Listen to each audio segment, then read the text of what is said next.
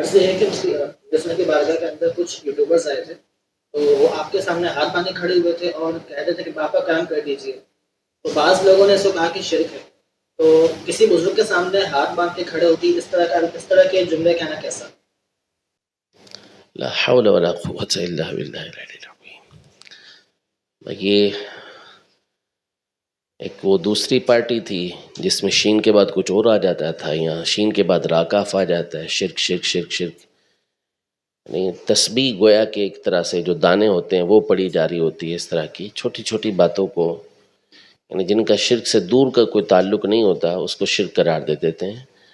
یہ شرک کی مشین گن چلا دیتے ہیں. اور یہ عجیب لوگ ہیں. ایک نے پاکستانی ترانے کے اوپر کھڑے ہونے پر کہہ دیا کہ یہ شرک ہے، کہ جو ترانے کے وقت کھڑا ہوگا شرک ہوگا. لا حول ولا قوت الا باللہ. یہ پورا پاکستانی نعوذ باللہ مشرک ہو گیا. کون ہوگا جو ہمارے ملک پاکستان کے اندر ترانے کے وقت کھڑا نہیں ہوا ہوگا؟ روزی اسمبلی کے اندر، اسکول کے اندر کھڑے ہوتے ہیں. یہ لا حول ولا قوت الا باللہ، یعنی شرک کی تعریف سے نابلد ہونا اور اتنا بڑا اتہام، اتنی بڑی تہمت مسلمانوں کے اوپر لگانا. اگر کسی بزرگ کے سامنے صرف ہاتھ باندھ کے کھڑے ہو جانا اور کرم کی التجا کرنا یہ شرک ہو تو پھر تو گئے کام سے. اسلاف کے ایسے ایسے واقعات اس حوالے سے موجود، اور وہ اسلاف کے جن پر ہماری حدیثوں کا دار و مدار ہے.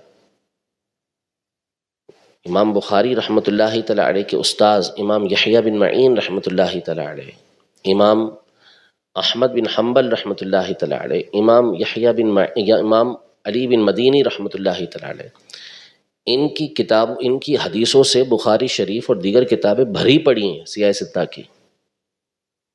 امام احمد بن حنبل کی تو چلے دیگر کتابوں کے اندر ہیں، اور امام یحییٰ بن معین اور علی بن مدینی کی تو حدیثوں کا ڈھیر ہے.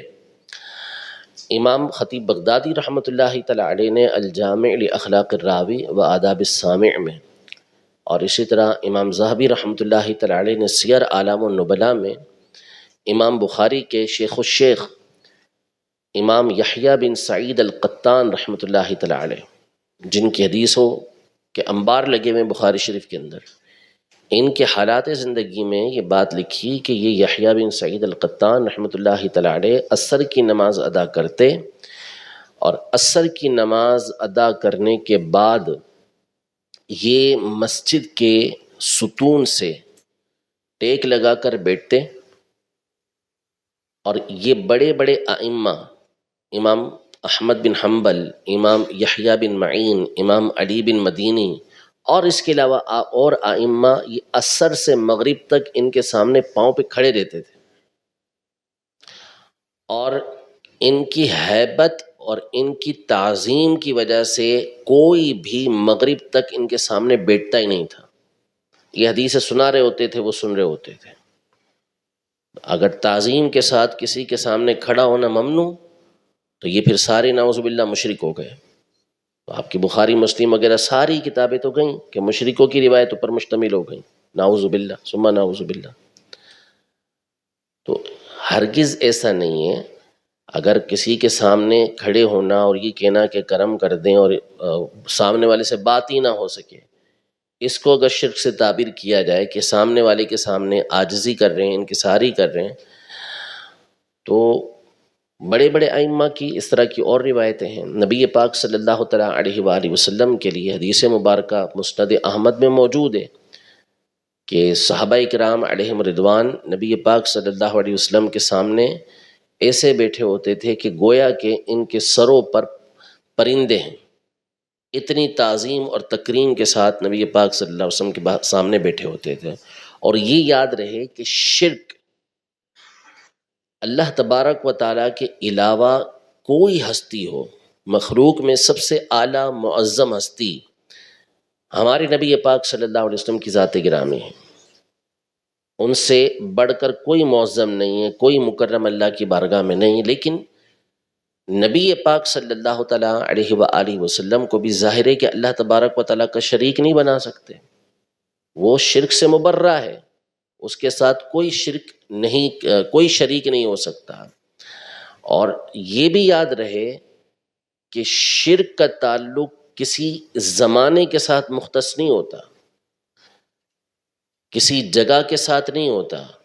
شرک شرک ہے، چاہے زمین میں ہو چاہے آسمان میں ہو، وہ شرک ہی رہے گا، چاہے دنیا میں ہو چاہے آخرت میں ہو، چاہے اس دنیا کے اندر ہو چاہے جنت کے اندر ہو. جنت کے اندر اللہ تبارک و تعالیٰ کے علاوہ کسی اور کو خدا قرار دے دے، کہے کہ یہ منی گوڈ ہے، تو یہ بھی شرک ہے. شرک کہیں بھی جائز نہیں ہو سکتا، کہیں بھی روا نہیں ہو سکتا. اللہ کے علاوہ کسی اور کو عبادت کے لائق سمجھنا یا کسی اور کو اللہ تبارک و تعالیٰ کے علاوہ خدا تسلیم کرنا، یہ کتابوں میں شرک کی تعریف لکھی ہوئی ہے. کتب کے اندر یہ تعریف ہے کہ اللہ تبارک و تعالیٰ کے علاوہ کسی اور کو عبادت کا مستحق سمجھنا، یا جس طرح اللہ تبارک و تعالیٰ کی ذات واجب الوجود ہے، خود سے ہے اور اس کی وجہ سے سب ہیں، اس انداز میں کسی اور ہستی کو سمجھنا، یہ کہلاتا ہے شرک. تو یہ کہیں بھی ہو، ہر مقام پہ یہ کیا کہلائے گا؟ شرک ہی کہلائے گا. تو نبی محترم صلی اللہ تعالیٰ علیہ وآلہ وسلم کی ذات گرامی جو مخلوق میں سب سے اعلیٰ و ارفع ہے، اللہ تبارک و تعالیٰ کے بعد سب سے بلند و بالا مرتبہ ہمارے نبی پاک صلی اللہ علیہ وسلم کا ہے، لیکن شرک ان کے ساتھ بھی نہیں ہو سکتا. تو اب اگر یہی طریقہ کار ہو کہ سامنے کھڑے ہو کے کسی سے گفتگو نہیں ہو سکتی، وہ کرم کی التجا کرے، تو سنن ابن ماجہ کے اندر یہ حدیث مبارکہ موجود ہے کہ حضرت سیدنا ابو مسعود انصاری رضی اللہ تعالیٰ عنہ راوی ہیں کہ ایک شخص نبی پاک صلی اللہ علیہ وسلم کی بارگاہ میں حاضر ہوئے تو کانپنے لگ گئے. تو نبی پاک صلی اللہ علیہ وسلم نے فرمایا کہ حوین علیکہ، یعنی ٹھہرے رہو، کوئی مسئلہ نہیں ہے، نارمل رہو، پریشان مت ہو. لست بملکن، میں کوئی بادشاہ تھوڑی ہوں. انی ابن امرأۃ تأکل القدید، میں تو اس عورت کا بیٹا ہوں کہ جو سوکھا ہوا گوشت کھایا کرتی تھی. آپ صلی اللہ تعالیٰ علیہ وآلہ وسلم نے عاجزی کی، لیکن وہ سامنے جو شخص تھے ان کی کیفیت یہی تھی. تو اگر صرف کانپنا، گفتگو نہ ہونا، یہ اگر کسی کو شرک کے اندر مبتلا کر دیتا ہو تو پھر ان کو کیا کہیں گے؟ کسی کے سامنے تعظیم کے ساتھ کھڑے ہو جانا یا تعظیم والے معاملات کرنا اگر یہ شرک کہلائے تو محدثین نے تو اپنی کتابوں کے اندر پوری فصلیں باندھی ہیں کہ کس طرح اپنے استاذ کا ادب و احترام کرنا ہے، ان کے سامنے کیسے کھڑا ہونا ہے اور بیٹھنا ہے. خود بخاری شریف کے اندر کتاب العلم میں ہم پڑھ کے آئے ہیں، امام بخاری نے جو باب باندھا وہ یہی باندھا کہ کسی طالب علم کا، کسی شخص کا محدث کے آگے اپنے گھٹنوں کے بل گر جانا، گھٹنوں کے بل گر کے اس سے سوال کرنا، اس سے استدعا کرنا، اس سے حدیثوں کو سننا. اور اس پر انہوں نے حضرت سیدنا عمر رضی اللہ تعالیٰ عنہ کی حدیث پاک پیش کی. باب محدث کا ہے، حدیث یہ پیش کی کہ حضرت عمر رضی اللہ تعالیٰ عنہ نے جب نبی پاک صلی اللہ علیہ وسلم کے چہرے پر جلال دیکھا تو آپ گھٹنوں کے بل گر پڑے اور عرض کرنے لگے کہ رضینا باللہ ربا وبالاسلام دینا وبمحمد نبیا صلی اللہ تعالی علیہ وآلہ وسلم، کہ ہم اللہ کے رب ہونے، اسلام کے دین ہونے، محمد صلی اللہ علیہ وسلم کے رسول ہونے پر، نبی ہونے پر راضی ہیں. بولتے رہے بار بار اسی طرح. تو یہ انداز تو اور زیادہ تعظیم و تکریم کا ہے. حضرت سیدنا عبد الرحمن ابن مہدی رحمۃ اللہ تعالی علیہ کے حوالے سے حافظ ذہبی نے تذکرۃ الحفاظ میں ان کے حالات کے اندر لکھا کہ ان کی مجلس کا حال یہ ہوتا تھا کہ جب یہ حدیثیں بیان کرتے تھے تو کوئی بھی وہاں پہ گفتگو نہیں کرتا تھا، حتیٰ کہ قلم اس وقت چھیلے نہیں جاتے تھے، بنائے نہیں جاتے تھے ان کی مجلس کے اندر.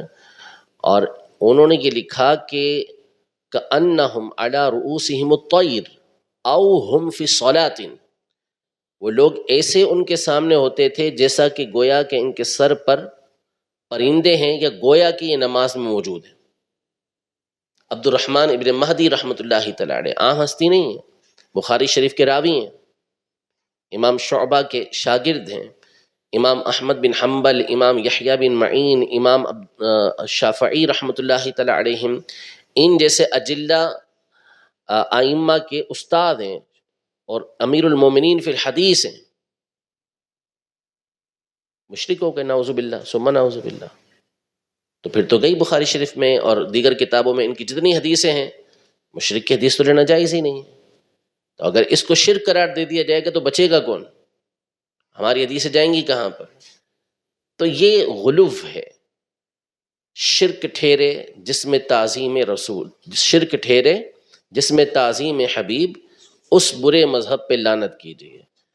تعظیم اور عبادت زمین آسمان کا فرق ہے. تعظیم تو صحابہ اکرام علیہم رضوان ایسی کرتے تھے نبی پاک صلی اللہ علیہ وسلم کی جس کا ہم تصور بھی نہیں کر سکتے.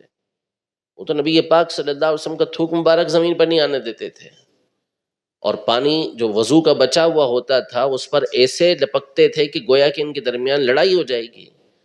جس کو پانی مل جاتا تو وہ مل لیتا، اور جس کو نہ ملتا تو وہ دوسرے کے ہاتھ سے تری لے کے اس کو مل لیا کرتا تھا.